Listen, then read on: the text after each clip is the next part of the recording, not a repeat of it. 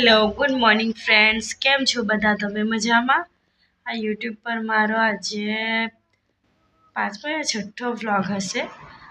તમને મારા આગળના વ્લોગ કેવા લાગ્યા તે કમેન્ટ કરજો, શેર કરજો. અને અત્યારે હું ઘરમાં મારું કામ પતાવીને બેસેલી છું અને હવે અત્યારે દુકાનમાં જવાની છું. ઘરમાં બધું કામ કરી દીધું છે, રસોઈ બનાવી દીધી છે, વાસણ માંજી દીધા છે, કચરો થઈ ગયો છે, બધું કરી દીધું છે. અત્યારે આવી ગઈ છું દુકાનમાં.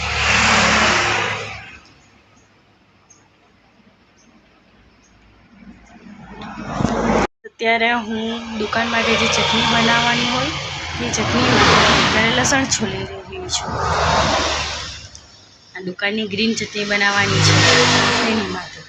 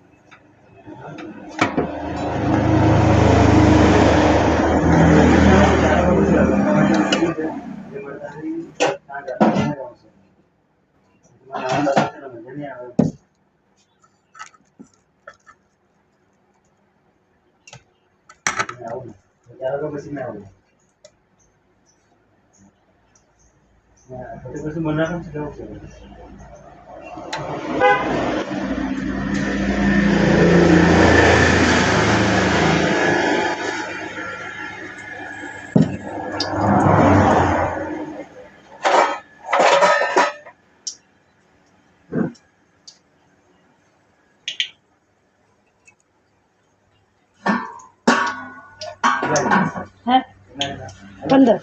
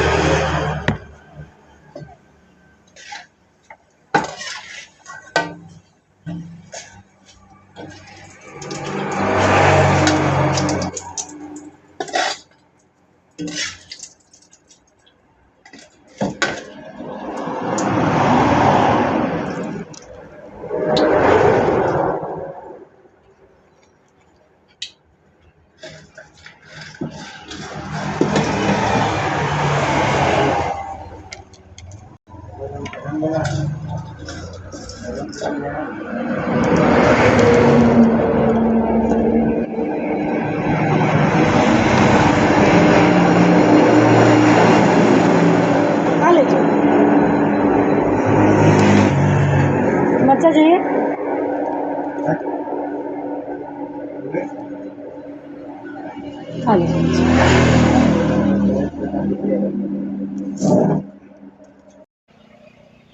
આજે હું બનાવવાની છું ઊંધિયુંનું શાક.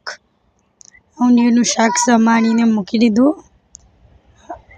હા, એક કઢાઈ લેવાનું છે, કઢાઈમાં તેલ નાખવાનું છે. તેલ નાખીને જે આખો મસાલો હોય પાતરા તજ બાડિયા હોય એ બધું નાખી દેવાનું છે આપણે અંદર તેલમાં નાખીને પછી તેમાં આપણે તલ નાખવાની છે.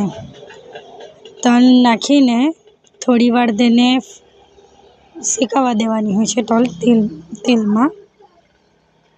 જુઓ તમે તલ શેકાતી છે.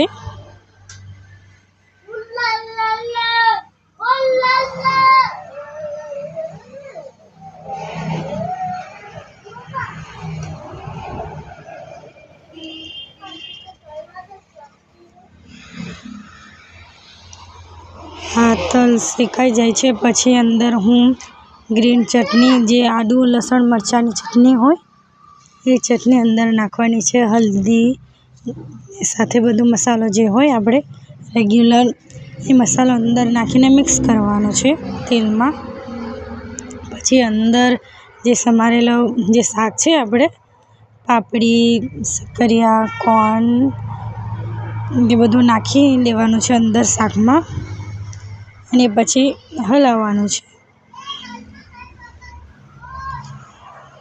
પછી હલાવીને ઉપર ડીશ ઢાંકી દેવાની છે અને થોડી વાર રહેવા દેવાનું, જ્યાં સુધી ચડે ત્યાં સુધી રહેવા દેવાનું છે. તો વચ્ચે વચ્ચે થોડી વાર જોતું રહેવાનું છે શાક.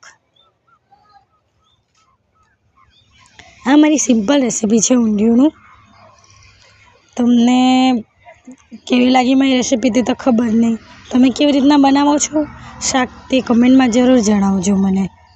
ઊંધિયુંનું શાક આ જ રીતે બનાવે છે કે અલગ રીતે બનાવે છે? હું આ રીતે બનાવું છું ઊંધિયુંનું શાક. હું એમાં ગોળ નથી નાખતી.